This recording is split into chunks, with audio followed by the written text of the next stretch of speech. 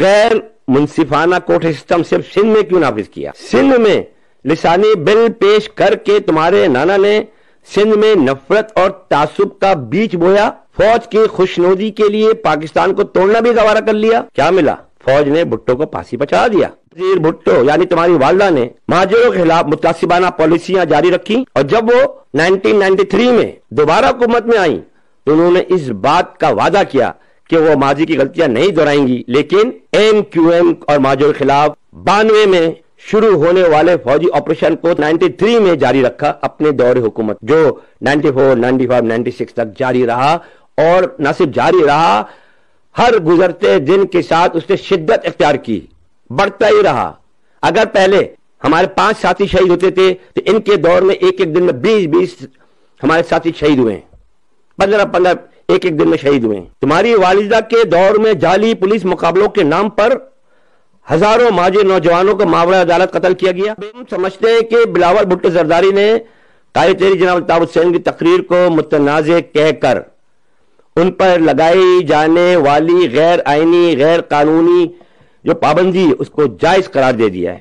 اس طرح بلاول نے M Q M کے کارکنوں اور قائد تحریک جناب الطاف حسین کے چاہنے والے تمام مہاجروں اور دیگر قومیتوں سے تعلق رکھنے والے مظلوموں کے زخموں پر نمک چھڑکا ہے۔ بلاول زرداری کو میں یاد دلانا چاہتا ہوں، ان سے کہتا ہوں اس بات کو یاد رکھو کہ تمہارے نانا کی پرورش بھی فوج کی تربیت میں ہوئی، وہ بھی پہلے فوج کی حکومت میں وزیر خارجہ بنے تھے، سیاست میں آنے سے پہلے وہ وزیر خارجہ بنے تھے ایوب خان کے دور میں، اور انہوں نے فوج کی پالیسیوں پر عمل کرتے ہوئے مہاجروں کے خلاف جو اقدامات کیے، یعنی سندھ میں دیہی اور شہری کوٹا سسٹم نافذ کیا۔ حالانکہ شہری اور دیہی علاقے تو پنجاب، سرحد، بلوچستان ہر جگہ تھے۔ غیر منصفانہ کوٹا سسٹم صرف سندھ میں کیوں نافذ کیا؟ سندھ میں لسانی بل پیش کر کے تمہارے نانا نے سندھ میں نفرت اور تعصب کا بیج بویا، فوج کی خوشنودی کے لیے پاکستان کو توڑنا بھی گوارا کر لیا۔ کیا ملا؟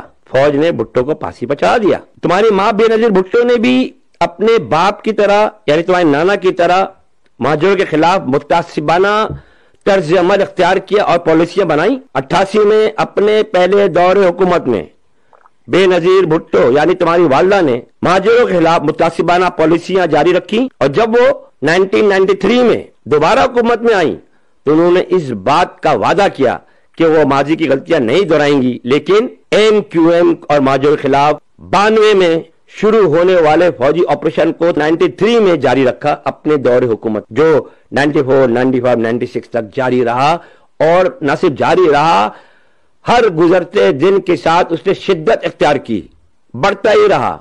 اگر پہلے ہمارے 5 ساتھی شہید ہوتے تھے تو ان کے دور میں ایک دن میں 20 ہمارے ساتھی شہید ہوئے ہیں، 15 ایک دن میں شہید ہوئے ہیں۔ تمہاری والدہ کے دور میں جعلی پولیس مقابلوں کے نام پر ہزاروں مہاجر نوجوانوں کو ماورا عدالت قتل کیا گیا۔ بے نظیر بھٹو نے خدا کی طاقت کو چھوڑ کر فوج کو سجدہ کیا اور ہر طرح سے فوج کو خوش رکھنے کی کوشش کی، لیکن ان سب کے باوجود بالآخر بے نظیر بھٹو کو بھی